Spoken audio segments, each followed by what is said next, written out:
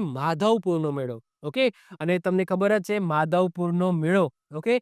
જ્યાં એક ગીત બહુ પ્રખ્યાત છે, માધવપુરને જાન આવી જાદવકુંડ, સોરી, માધવપુરનો માંડવો ને જાદવકુંડની જાણ, પરણે રાણી રૂકમણી જ્યાં વર દુલ્હા ભગવાન.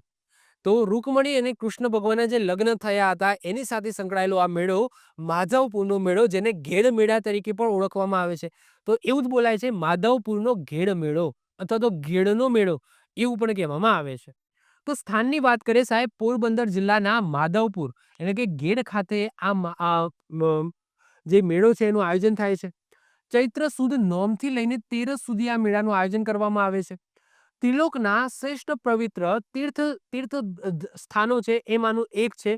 ખુદ ભગવાને પણ નારદજીને કહેલું કે આ પૃથ્વી ઉપર માધવપુર નામે મારું તીર્થ ક્ષેત્ર છે, જે ક્ષેત્રની યાત્રા કરવાથી ગૌ હત્યા, બ્રહ્મ હત્યા, બાળ હત્યા અને પિતૃ હત્યાના પાપમાંથી મુક્ત થવાય છે.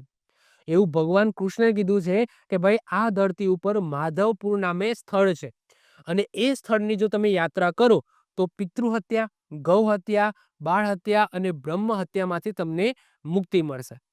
પૌરાણિક માન્યતા મુજબ કૃષ્ણ ભગવાન રૂકમણીએ વિનંતી કરી હતી કે મને લઈ જજો. એવું નહીં કે એમની ઈચ્છા વિરુદ્ધ કૃષ્ણ ભગવાન છે એમને ઉપાડીને લઈ આવ્યા હતા, ના, એવું નથી.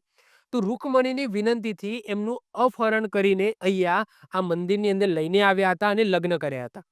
તે પ્રસંગની યાદમાં દર વર્ષે અહીંયા માધવપુરના મેળાનું આયોજન કરવામાં આવે છે, જેમાં એક દુહો જાણીતું છે, માધવપુરનો માંડવો આવે જાદવકુંડની જાન, પરણે રાણી રૂકમણી જ્યાં વર દુલ્હા ભગવાન. લેખક રઘુવીર ચૌધરીએ માધવપુરને સૌરાષ્ટ્રનું વૃંદાવન પણ કીધેલું છે. આગળ વાત કરીએ, જો અહીંયા તમે ઇમેજ સાથે સાથે જોતા રહેજો. આ રૂકમણી અને કૃષ્ણ ભગવાનના અહીંયા વિવાહ થઈ રહ્યા છે. અહીંયા તમે જોઈ શકો છો કે રૂકમણીને રથમાં બેસાડીને કૃષ્ણ ભગવાન લઈને આવે છે. હવે વાત કરીએ કે અરે હા, લાસ્ટ સમયે તો માધવપુરનો જે મેળો થયો હતો, આ માધવપુરના મેળામાં જે કાર્યક્રમ થયા હતા બોસ, મેં જોયા હતા. તો જે પણ નાટક ભજવવામાં આવ્યા હતા, જે પણ તમે કાર્યક્રમો જોયા હતા, જેમાં પીએમ મોદી દ્વારા પણ એક કહેવાય છે કે એક ભારત શ્રેષ્ઠ ભારત અંતર્ગત આનું જે આયોજન કરવામાં આવ્યું હતું, જબરજસ્ત હતું. ત્યાં અરુણાચલ પ્રદેશથી પણ બધા લોકો આવ્યા હતા અહીંયા. હવે સાહેબ, અરુણાચલ પ્રદેશથી કેમ આવ્યા હતા? કારણ કે રૂકમણી છે એ અરુણાચલ પ્રદેશના હતા. કૃષ્ણ ભગવાન આપણી દ્વારિકા નગરીથી એટલે કે આપણા ગુજરાતથી છેક પશ્ચિમથી એટલે કે પૂર્વ છેડે અરુણાચલ પ્રદેશમાં રથ લઈને ગયા હતા. આઈ થિંક, મને ખબર છે ત્યાં સુધી સાથે અર્જુન પણ હતા. ઓકે, સ્ત્રીના વેશમાં એમને લઈ જાય છે અને રૂકમણીને ત્યાંથી બેસાડીને અહીંયા માધવપુર લાવ્યા હતા અને અહીંયા વિવાહ કર્યા હતા. તો માધવપુરના મેળાનો ઇતિહાસ પૌરાણિક માન્યતા અનુસાર અરુણાચલ પ્રદેશમાં બિસ્મક નામે રાજા થઈ ગયો અને આ બિસ્મક રાજાને 5 પુત્ર હતા અને એક પુત્રી હતી. અને આ 5 પુત્રમાંથી એક પુત્રનું નામ હતું રૂકમી. અને આ રૂકમી છે એ આ રૂકમણી, આ જે પુત્રી છે ને એ રૂકમણી, તે રૂકમણી એટલે કે રૂકમીની બહેન થઈ રૂકમણી. એમના લગ્ન છે એ શિશુપાલ સાથે કરાવવા માંગતો હતો. રૂકમી છે એ પોતાની બહેન રૂકમણીના લગ્ન છે એ શિશુપાલ સાથે કરાવવા માંગતો હતો. એટલા માટે રૂકમણી છે, રૂકમણીને કૃષ્ણ ભગવાન ગમતા હતા. તે કૃષ્ણ ભગવાનને ચિઠ્ઠી લખે છે કે ભાઈ મને લઈ જાઓ, મારે લગ્ન કરવા નથી શિશુપાલ સાથે. તો એના પછી કૃષ્ણ ભગવાન છે એ આવે છે અને પત્ર જે મળ્યો હોય છે એ લઈને આવે છે, રૂકમણીને ઉઠાવે છે, લઈ જાય છે ત્યાં પોરબંદર અને ત્યાં જઈને લગ્ન કરે છે.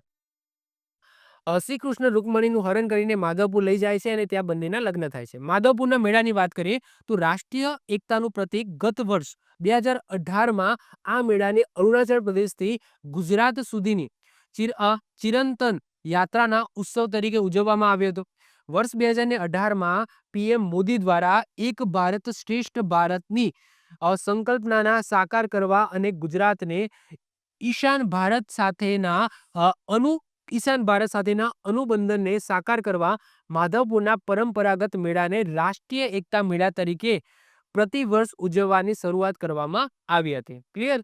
તો આ પણ છે તમને ખબર જ છે. અને આ માધવપુરનો મેળામાં જે હવે કાર્યક્રમો થાય છે, કારણ કે હવે આ ઇન્ટરનેશનલ મેળો થઈ ગયો છે. ઓકે, તો મેળાનું આયોજન થાય છે. ત્યાં જે પણ નાટકો થાય છે, કૃષ્ણ ભગવાન રૂકમણીના જે લગ્નનો જે આખો પ્રસંગ છે એ આયોજિત કરવામાં આવે છે. જોરદાર વસ્તુ હોય છે. ઓકે, આવી જ રીતના ઓછા સમયની અંદર મહત્વપૂર્ણ નોલેજ મેળવવા માટે અને મને સપોર્ટ કરવા માટે આજે જ આપણી યુટ્યુબ ચેનલ ટીચિંગ કિશન ક્લિપને સબસ્ક્રાઇબ કરો.